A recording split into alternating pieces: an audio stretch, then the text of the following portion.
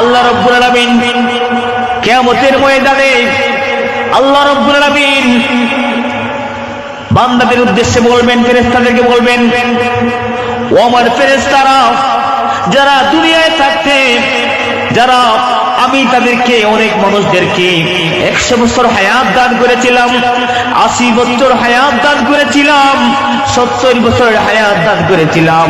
এই 70 বছরের জিন্দেগিতে যেই ব্যক্তি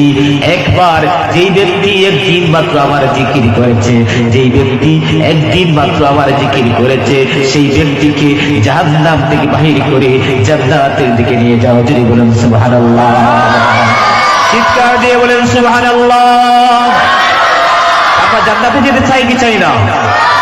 কারা কারা জান্নাতে যেতেন হাত তোলা দেন। নারায়ে তাকবীর, নারায়ে রিসালাত, আল কোরআনের আলো।